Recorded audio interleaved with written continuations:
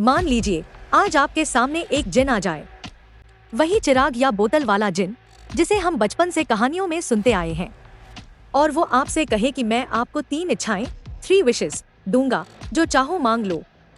आपका दिमाग तुरंत काम करना शुरू कर देगा, राइट? पैसा, फेम, एक आलीशान घर या शायद टाइम ट्रेवल करने की ताकत। लेकिन अब कहानी को थोड़ा बदलते हैं। क्या हो अगर आप एक ऐसे इंसान हो जिसने अपनी पूरी जिंदगी सिर्फ और सिर्फ दुनिया भर के मिथकों, परियों की कहानियों और दंतकथाओं को पढ़ने और समझने में बिता दी हो? एक ऐसा प्रोफेसर जो यह गणितीय रूप से साबित कर सकता है कि इतिहास में आज तक इच्छाएं मांगने वाली हर एक कहानी का अंत सिर्फ और सिर्फ एक भयानक त्रासदी, ट्रेजेडी के साथ हुआ है। चाहे वो अलादीन हो, द मंकीज पॉ हो या किंग मिडास, जिसने जिस भी चीज को छुआ वो सोना बन गई और आखिरकार वो भूख से मर गया। अगर आप ये सब जानते हैं तो क्या आप तब भी कोई विश मांगेंगे, या आप इतने समझदार होंगे कि उस जिन से कहेंगे मुझे कुछ नहीं चाहिए, तुम अपनी बोतल में वापस जाओ? साल 2022 में सिनेमाघरों में एक फिल्म आई थी जिसका नाम था 3000 Years of Longing। इसे बनाया था जॉर्ज मिलर ने, वही पागल जीनियस डायरेक्टर जिन्होंने मैड मैक्स, फ्यूरी रोड जैसी हाई-टेन एक्शन फिल्म दी थी। लेकिन इस फिल्म में उन्होंने गाड़ियों के धमाके नहीं, बल्कि इंसानी जज्बातों और हमारी चाहतों के धमाके दिखाए हैं। यह फिल्म बॉक्स ऑफिस पर हिट रही, और आज इस 15 मिनट के गहरे सफर में हम यह समझेंगे कि क्यों यह फिल्म पिछले आलम की सबसे अंडररेटेड और सबसे खूबसूरत फिल्मों में से एक है। यह फिल्म सिर्फ एक जिन की कहानी नहीं है, यह एक आईना है जो हमें दिखाता है कि हम जो हैं, जैसे हैं, और जो हमारे पास नहीं है, हम तड़पते क्यों हैं उसके लिए। इस कहानी की शुरुआत होती है डॉक्टर अलिथिया बिन्नी से। अलिथिया एक नैरेटोलॉजिस्ट है। नैरेटोलॉजिस्ट का मतलब होता है वो इंसान जो कहानियों के स्ट्रक्चर, उनके इतिहास और इंसानी सभ्यता पर उनके असर की पढ़ाई करता है। वो लंदन में अकेली रहती है। उनका कोई परिवार नहीं है, कोई पार्टनर नहीं है, कोई बच्चा नहीं है, और सबसे चौंकाने वाली बात, वो इस अकेलेपन से परेशान नहीं है, वो इसमें बेहद खुश है। उन्होंने अपनी जिंदगी को एक ऐसी मशीन की तरह सेट कर लिया है जिसमें इमोशंस के लिए, उतार चढ़ाव के लिए कोई जगह नहीं है। उन्होंने खुद को हर तरह की लॉन्गिंग यानी तड़प या चाहत से पूरी तरह मुक्त कर लिया है। वो एक सेमिनार के लिए इस्तांबुल, तुर्की जाती हैं। वहाँ घूमते हुए एक संकरी पुरानी दुकान के कोने में उन्हें एक अजीब सी, थोड़ी जली हुई नीली और सफेद कांच की बोतल दिखती है। दुकानदार कहता है कि यह सिर्फ एक कबाड़ है, लेकिन अलिथिया की पारखी नजरें जानती हैं कि हर कबाड़ के पीछे एक कहानी होती है। वो उसे खरीद लेती हैं। जैसे ही वो बोतल को साफ करती हैं, उसमें से एक जिन बाहर निकलता है। लेकिन यह वो नील गगन का हंसमुख जिन नहीं है जो डिज्नी की फिल्मों में दिखता है। यह जिन, जिसे इद्रिस एल्बा ने निभाया है, एक विशाल, डरावना और सदियों की थकावट से चूरा-चूरा हो चुका जीव है। उसकी त्वचा पर सोने के कण चमक रहे हैं, उसके कान नुकीले हैं, और उसकी आंखें ऐसी हैं जैसे उसने दुनिया का सारा दर्द देख लिया हो। जिन बाहर आते ही अलिथिया से उसकी भाषा में बात करने की कोशिश करता है, और आखिरकार वो प्राचीन ग्रीक और फिर इंग्लिश पर आते हैं। जिन कहता है, मुझे इस कैद से आजाद करो, मुझे अपनी 3 इच्छाएं बताओ। जैसे ही तुम तीसरी इच्छा मांग लोगी, मैं हमेशा के लिए आजाद हो जाऊंगा। लेकिन अलिथिया मुस्कुराती है और कहती है, नहीं, मैं कोई इच्छा नहीं मांगूंगी। सोचिए, एक जिन के सामने उसकी जिंदगी का सबसे बड़ा संकट आ गया है। उसे एक ऐसा इंसान मिला है जो कुछ चाहता ही नहीं है। जिन हैरान होकर पूछता है कि ऐसा कैसे हो सकता है। तब अलिथिया उसे समझाती है कि इच्छाएं मांगना एक जाल है। तुम जो मांगोगे उसकी कीमत तुम्हें चुकानी पड़ेगी। अब जिन के पास एक ही रास्ता बचता है, अलिथिया को यह समझाने के लिए कि इच्छाएं बुरी नहीं होती। वो उसे अपने 3000 साल पुराने इतिहास की कहानियां सुनाना शुरू करता है, और यहीं से यह फिल्म एक अद्भुत विजुअल सफर में बदल जाती है। जिन की पहली कहानी शुरू होती है आज से 3000 साल पहले, जब वो दुनिया की सबसे रहस्यमयी और खूबसूरत महिला का प्रेमी और सलाहकार था, शबा की रानी, क्वीन ऑफ शेबा।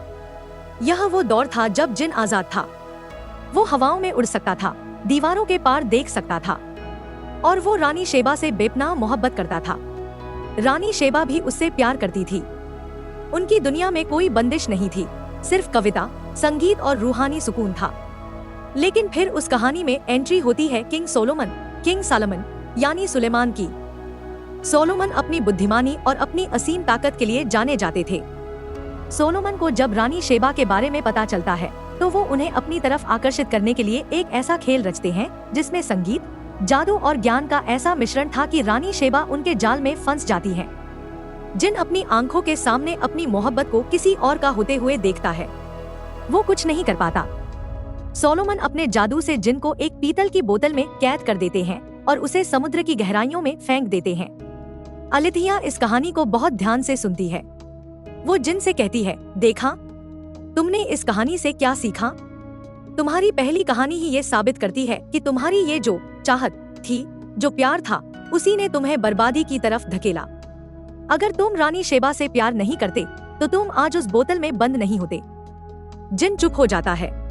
वो समझ जाता है कि अलिथिया को बातों से हराना आसान नहीं है। वो अपनी दूसरी कहानी शुरू करता है जो सदियों बाद ओटोमन साम्राज्य के दौर की है। जिनकी दूसरी कहानी सदियों बाद की है। उसकी बोतल समुद्र से निकलकर एक महल के फर्श के नीचे पहुंच जाती है। वहां उसे एक युवा दासी ढूंढ लेती है। वो दासी सुल्तान के बेटे शहजादे मुस्तफा से प्यार करती है। मुस्तफा एक बहुत ही नेक और बुद्धिमान लड़का है, लेकिन उसका पिता सुल्तान एक क्रूर और सनकी इंसान है। वो दासी जिन से विश मांगती है कि मुस्तफा सुल्तान बन जाए ताकि वो दोनों हमेशा के लिए एक हो सके। लेकिन सत्ता की भूख और महल की साजिशें इतनी भयानक होती हैं कि मुस्तफा को उसका अपना ही पिता मौत के घाट उतार देता है। वो दासी अपनी आखिरी विश मांगने से पहले ही महल के सैनिकों द्वारा मार दी जाती है। जिन फिर से बिना अपनी आजादी पाए उसी बोतल में बंद होकर महल की दीवारों में चुनवा दिया जाता है। यह कहानी सत्ता और वासना के उस घिनौने रूप को दिखाती है जहां इंसान जो चाहता है वो उसे ही निगल जाता है। कैद के इस सिलसिले में जिनकी तीसरी कहानी सबसे ज्यादा दिल दहला देने वाली है और यही वो कहानी है जो अलिथिया के दिल के सबसे करीब पहुंचती है। मध्य 1800 के दशक में जिनकी बोतल मिलती है जेफ्रिन नाम की एक लड़की को। जेफ्रिन एक बेहद अमीर लेकिन बूढ़े व्यापारी की पत्नी थी। उस दौर में औरतों को पढ़ने लिखने की आजादी नहीं थी। जेफ्रिन को एक आलीशान कमरे में बंद करके रखा जाता था, लेकिन उसका दिमाग एक जीनियस का था।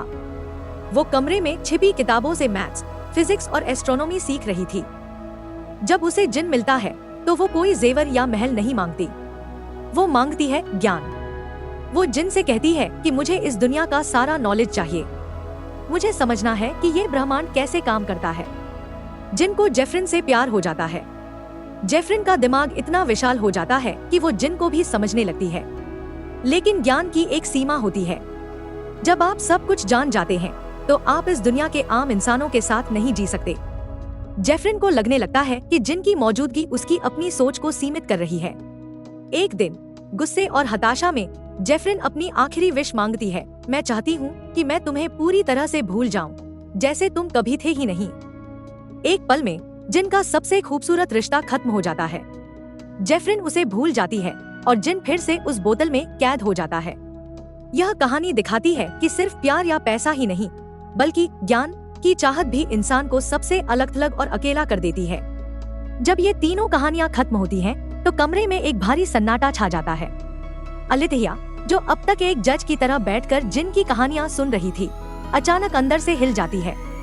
क्यों?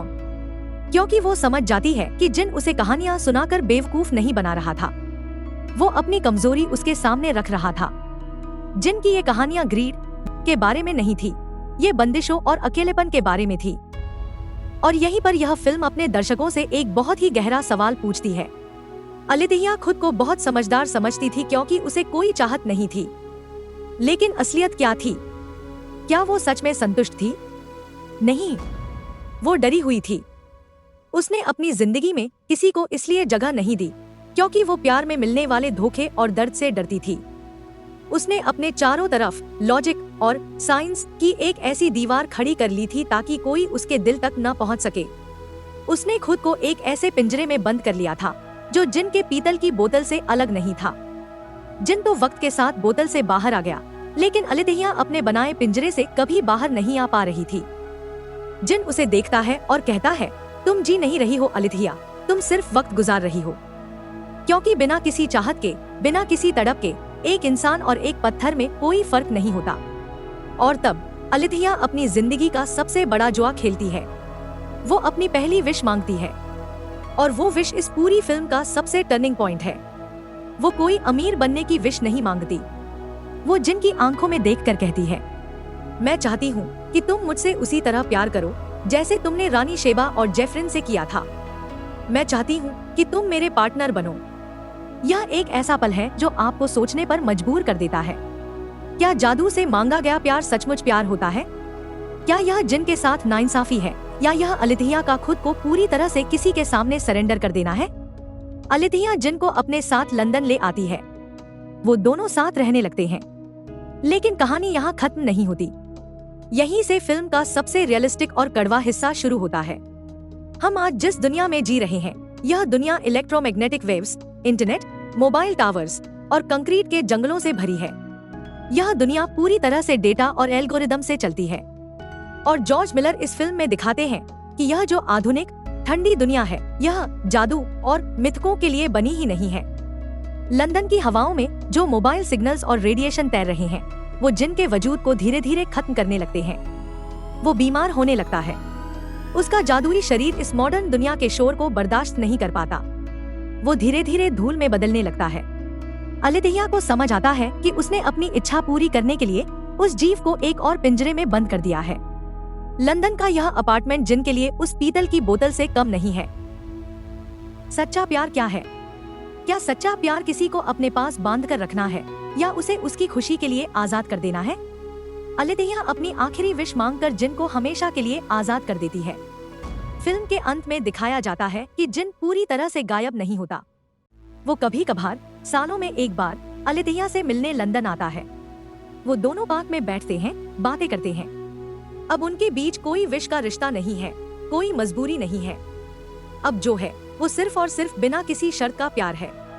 दोस्तों, 3000 Years of Longing जब थिएटर्स में आई तो लोगों को लगा कि यह कोई अलादीन जैसी बचकानी फिल्म होगी, लेकिन यह फिल्म बड़ों के लिए लिखी गई एक बेहद खूबसूरत और दर्दभरी परियों की कहानी है।